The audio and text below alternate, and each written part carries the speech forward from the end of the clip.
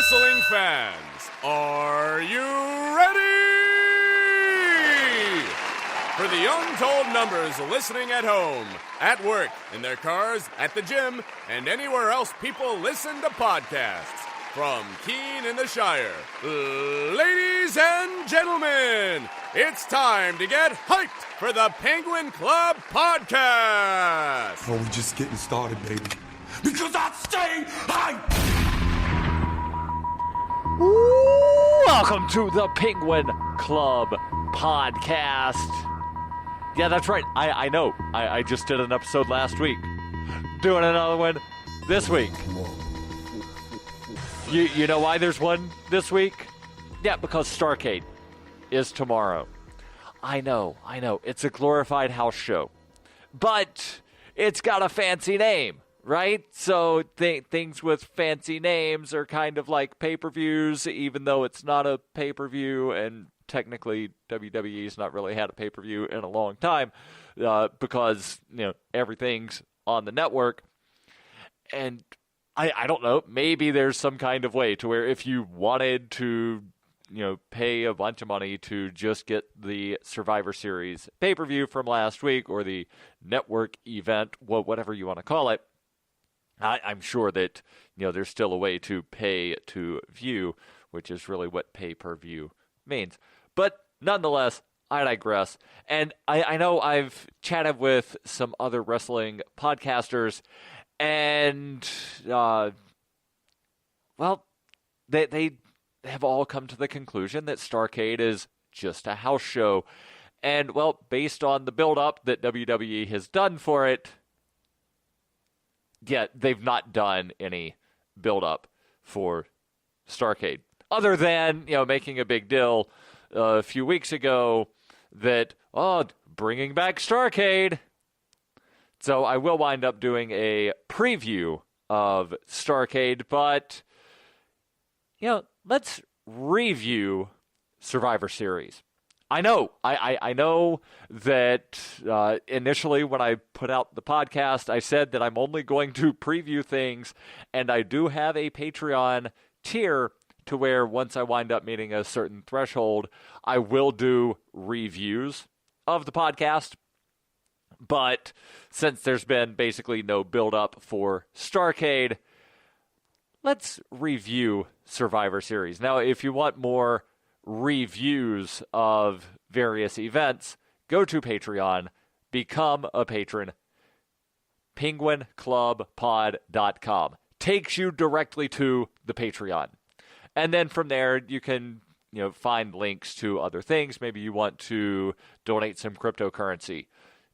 I've got addresses for several different cryptos on the Patreon there. Maybe you want to do some Black Friday shopping from Amazon and help out the Penguin Club. Well, yeah, you can do that. We've got an Amazon affiliate link. We've got a link to the Fight app. We've got links to a bunch of stuff, all there, penguinclubpod.com. So, Survivor Series. As I expected, not a lot of the matches that I was really invested in. Not that I'm really, invested financially in any, but, there's a certain amount of emotional investment that wrestling fans put into things. But none of these matches really mattered in the end. There were no titles on the main show. There were no titles on the line. It was something akin to, grudge matches for the sake of grudge matches with no real build-up other than Raw versus SmackDown. It's the one night a year that they go head-to-head, although looking at the list of pay-per-views, there are 1, 2, 3, 4 of them that are dual-branded. Royal Rumble, WrestleMania, SummerSlam, and Survivor Series. So in theory, and definitely in the Royal Rumble, you've got entrants from both SmackDown and Raw. So what's that when people are in the same match? Oh, right, going head to head. But I digress. Again, the men's 5-on-5 match had that really wonky finish to where I had Braun Strowman face at the end of the match. And if you've not seen the picture of confused Braun Strowman, you are missing out on the greatest thing that happened Sunday night. Now, I'm not going to say the best thing that happened over the weekend in wrestling. No. The best thing that happened in wrestling that I'm aware of, WWE wrestling, was by far NXT's WarGames. OMG, right? So if you did not see WarGames, and I'm actually going to talk about WarGames more than Survivor Series, so let me just run down. The Shield beat The New Day, surprise, surprise. Team Raw Women beat Team SmackDown Women, surprise, surprise. Asuka, the sole survivor. There was that really wonky pinfall on, was it Alicia Fox, where they had that wonky pinfall. Becky Lynch and Bayley got tossed out fairly early, which was very surprising. Here's a shocker. Baron Corbin beat The Miz. And then the next night, The Miz dropped the IC title to now Grand Slam champion Roman Reigns. Rumors are The Miz is going off to film like The Marine 204 or something. I don't know how many there have actually been. I've not watched any of them, but there's a bunch of sequels to The Marine, and The Miz is apparently going off to film another sequel for that. SmackDown Tag Team Champions, the Usos, defeated DeBar, Sheamus, and Cesaro. Charlotte beat Alexa Bliss. Now, something that did surprise me, there was not a Money in the Bank cash-in by Carmella. I thought there would be. And then I was starting to think about midway through the match, probably a little earlier than midway through, who will Carmella cash in on? Because as far as I'm aware, there's no requirement that she cash in on the SmackDown Women's Champion. And there's precedent. I realize not, Money in the Bank Women's Money in the Bank precedent, but remember when Edge cashed in his Money in the Bank contract for the title that was on the other show? And then they wound up, just like flipping the titles or something. So there is precedent for cashing in the contract for the belt that's on a show that you're not on. It could also be sort of a pretense for superstar shakeup of, she's got the Raw title. She now has to go to Raw because she can't take the Raw title onto SmackDown. Universal Champ, surprise, surprise, defeated AJ Styles. Now, what actually was surprising was how competitive this match was.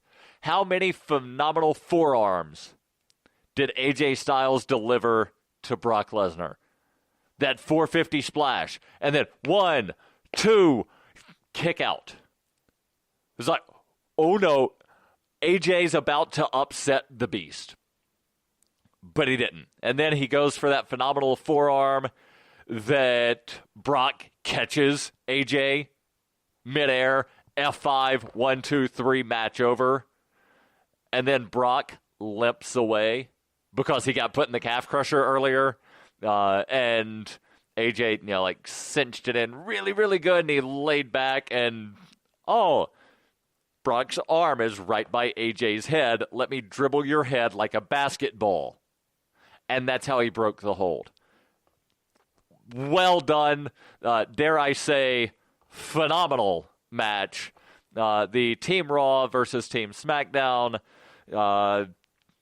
Screwy finish. Again, I had Braun Strowman face at the end of that match. of what the hell just happened. That was the weirdest thing I've seen since Bray Wyatt put a doily on his head, talked through a voice modulator, and pretended to be Sister Abigail. And now he's wearing a kraken on his shirt for some reason. Why does Bray Wyatt have a kraken on his shirt? That's a serious question. If you know the answer, please send me an email, show@penguinclubpod.com. So that's the review of Survivor Series. Let's talk about NXT Takeover. Takeover WarGames, to be specific. The Velveteen Dream match, absolutely amazing. And again, these are things where you don't have to watch NXT on a regular basis to know that this was an amazing match. Velveteen Dream versus Aleister Black, where Velveteen Dream, all he wanted was recognition. He wanted Aleister Black to say his name. And I'm not going to start... Well, yeah, I am. Who am I kidding? He summoned his inner Beyonce.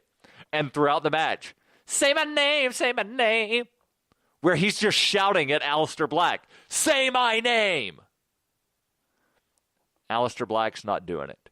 They're mind games throughout this match to where they're each copying one another. And then at the end, Aleister Black picks up the victory, sits down cross-legged, gets a microphone from somewhere. I don't know where it came from. But he gets a microphone. Velveteen Dream's laying there next to him because, he just got pinned, and it was one of the very clean pinfall, not a 1, 2, 3, and then lift a shoulder. Like, he sold the finish. He's laying there. Aleister Black sits down next to him, looks at him. Enjoy infamy, Velveteen Dream. Velveteen Dream looks up at him with like this happy face, even though he just got his ass beat. He's got happy face because he got what he wanted. He got recognition. He wanted recognition. He wanted Aleister Black to say his name. That's what feuds should be made of. Not this thing of just, oh, I'm glorious. I've got a good entrance. I've got a better entrance. And then you have a feud over entrances. Cough, cough, Dolph Ziggler, Bobby Roode. Like, that's an absolutely horrible feud. But just, I want you to say my name. That's like old school storytelling right there in a wrestling match. The first match, of course, Lars Sullivan versus Cassius Ohno. Couple of dark matches that wound up airing on NXT, I believe, this past Wednesday. Again, I don't regularly watch NXT, but Pete Dunne did defend the UK Championship against Johnny Gargano. Another dark match was Ruby Riott versus Sonya Deville. A couple of women that showed up on SmackDown and Raw, respectively. Ember Moon, this surprised me. Ember Moon won the NXT Women's Championship. Surprised me not because I didn't think that Ember Moon could win. Surprised me because I thought Ember Moon was getting a call-up. I figured they're going to have Ember Moon lose, not take the pinfall, because, four-way match, so somebody can wind up not winning without eating the pinfall. So you have her not involved in the decision. Call her up. I was hoping she would be the fifth woman on Team SmackDown, and then you have that Asuka Ember Moon face-off during Survivor Series. Obviously did not happen. But mega congrats to Ember Moon. Well-deserved. And I mean that sincerely. Andrade Cien almost defeated Drew McIntyre for the NXT Championship.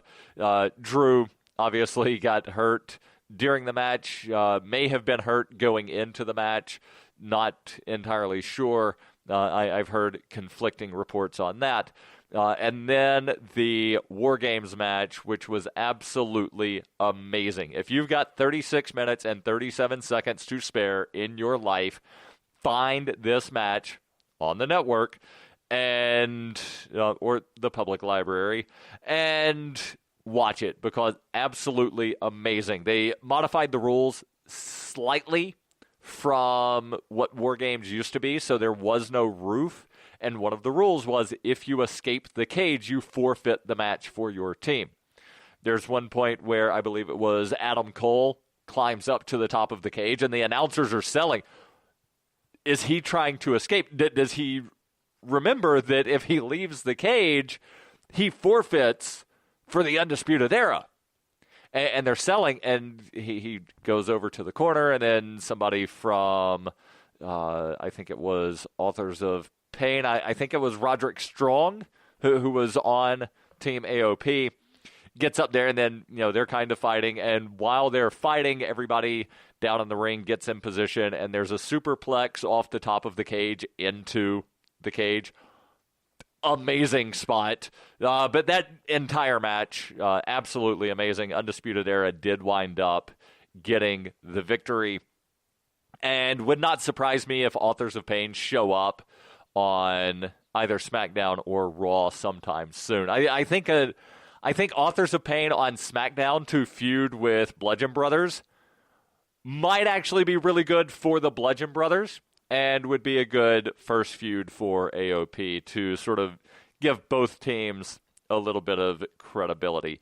Now, let's finally jump into Starrcade, the network special house show thing with the fancy name that the Nature Boy is going to be at, because, of course, it's in North Carolina, Greensboro, North Carolina, to be exact. WWE confirming that the Nature Boy will be there, also saying that the Hardys will be there, most likely not in any kind of competitive situation, because Jeff Hardy injured, but they again are slated to be there. The Rock and Roll Express will be there. And who are some of the others that they have mentioned here? Ricky the Dragon Steamboat, also confirmed to appear at Starrcade. Now the matches. Dustin Rhodes. Yeah, that's right. I said Dustin Rhodes, not Gold Dust. No. I realize it's the same person that is both characters, but he will be wrestling as Dustin Rhodes versus Dash Wilder, one half of Revival, right? Dash and Dawson Revival, yeah. No flips, just fist. So Dustin Rhodes versus Dash Wilder. Obviously, they're not wrestling as a tag team, Dash and Dawson, because of the injury to Dawson. Bobby Roode versus Dolph Ziggler in a quote-unquote grudge match. Hopefully this is the end of their absolutely horrible feud over who's got a better entrance. One of them is glorious, and the other has a record scratch and the lights going off and the music stopping. And generic wrestler intro from WWE 2K something another. United States Championship match, again, asterisk card subject to change, but right now, as of the time that I'm recording this, Friday afternoon, they're saying that Baron Corbin versus Shinsuke Nakamura for the United States Championship match, even though if you watched SmackDown on Tuesday, you saw that Baron Corbin and Bobby Roode started going at it which I think that would wind up being probably a better feud. I didn't pick winners here. Dustin Rhodes, I think, is going over because his father wound up creating Starrcade back in the 80s. And if they don't have Dustin win, then that's a big middle finger to Dusty, I think. So I do think they will give Dustin the win there. Bobby Roode, I think, will go over Dolph Ziggler. I think Baron Corbin retains against Shinsuke. They have listed here a fatal four-way SmackDown Tag Team Championship match.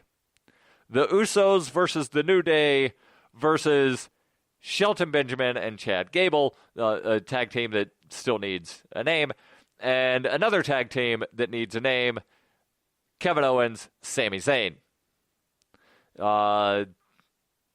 Would not surprise me if the New Day picks up the championship here, which would then lead into a rematch. I know, another rematch between those teams at Clash of Champions, but I think it would definitely further the storyline a little bit. So official prediction, New Day. They have listed here a SmackDown, and again, this is on WWE.com. They have listed SmackDown Women's Championship Steel Cage match, Charlotte versus Natalya. I think they've got to have Charlotte wind up retaining here. I seriously doubt there will be a Money in the Bank cash-in, although after a steel cage match, whoever winds up winning definitely going to be vulnerable just because it's a steel cage match, and those take a lot out of everybody involved. But prediction is that Charlotte winds up retaining. And then the match that has absolutely no hype behind it, AJ Styles versus Jinder Mahal. And yeah, I know Jinder's already challenged AJ for a championship match at Clash of Champions, but they're also doing the match here, again, listed as a steel cage match. You would think that they would, maybe promote this a little bit on Tuesday, especially since they want people to get the network. And what better way to get people to subscribe to the network than to say, hey, don't forget, this Saturday there's a thing. But they didn't do that. So AJ versus Jinder steel cage match. Would not surprise me if the Singh brothers get involved, and then it becomes, basically a 3-on-1 beatdown inside a steel cage. There were the poster. Remember a while back, about 6-8 weeks ago, there was reports of a leaked poster that said posters for the India tour that said Jinder Mahal, 2-time WWE champion. So would not surprise me if they have Jinder wind up winning this steel cage match so that he can go to India as that 2-time WWE champion. And then there's the rematch at Clash of Champions that AJ winds up winning. And then does that set up some kind of thing for Royal Rumble? Will Jinder get another rematch? He loses the Royal Rumble rematch and then maybe enters the Royal Rumble? I don't know. But official prediction, I do think that WWE is going to have Jinder go over here. Now, let's talk about scheduling for a little bit, because there's a gap between Starrcade and Clash of Champions. Clash of Champions not for another 3 weeks. And then after Clash of Champions on December 17th, the next pay-per-view is Royal Rumble in late January 28th. So we've got 3 weeks, and then we've got 5 weeks. My goal, or one of the things that I had hoped to do, that I wanted to do when starting this podcast, was to do an episode every 2 weeks. I know I just did one last week. So I'm not doing a show next week. I might do one in 2 weeks and then just have, another 2 week sort of thing. Not entirely sure, but I definitely don't want to wait 3 weeks before a show, and I'd rather put out more content than I expected than less content than I expected. And then that 5 week gap between Clash of Champions and Royal Rumble, there will be some content between those. I might wind up doing a review of Clash of Champions and then fantasy book some stuff 2 weeks prior to the Royal Rumble. Let me know what you want to hear. Show at penguinclubpod.com, or find me on Twitter, twitter.com/penguinclubpod. And again, all the links to the various places are on the website, penguinclubpod.com. And again, become a patron as little as $1 a month, or $1 per episode. Now, you can cap. Patreon does have a thing to where you can cap and say, I only want to contribute for 1 episode per month. So you can cap it however you want. But again, join the Patreon, and once I reach certain levels, there are additional shows that I will do. There are the reviews, there are the fantasy booking sort of things, and I've already done one of those already, where I fantasy booked getting rid of gimmick pay-per-views, with the exception of Royal Rumble, Survivor Series, and bringing back the King of the Ring, to where winning the King of the Ring actually means something other than here's a crown and a scepter, and everybody must refer to you as king for the next 6 months, or something absolutely ridiculous. The whole King Booker was stupid. The King Barrett, stupid. King Sheamus, absolutely retarded. And again, I said it then, I'll say it now, and I'll keep saying it. If people would have referred to Steve Austin as King Steve Austin, it would have killed his character. Stone Cold never would have been Stone Cold if immediately after he dropped the 316 line, he said, and I'm King Steve Austin. No. He said, that's the bottom line because Stone Cold said so. And, well, they need to bring back King of the Ring. You can do it all kinds of different ways. And I would really love to see WWE bring in like a G1 style event. I know it would wind up being very difficult for WWE to do. And I think as long as Vince has, a large say in what goes on, it's never going to happen. But I'm hopeful that whenever Triple H and Stephanie take over, and Shane, to whatever degree he's actually involved in some of those big decisions, I do think that they will look to sort of emulate some of the things that are really popular from New Japan, from Ring of Honor, things of that sort. Oh, and speaking of Ring of Honor, or not Ring of Honor, well, they are going to be on that Jericho cruise. I won't be, but they will be. New Japan has the Kenny Omega versus Chris Jericho that I am super excited for. That's happening January 4th. Hell, I might wind up doing a review of Wrestle Kingdom after the Clash of Champions and before the Royal Rumble. Again, let me know what you think. Show at penguinclubpod.com. I'll see you in a couple of weeks. Until then, enjoy all of the wrestling that you can. Enjoy the holidays.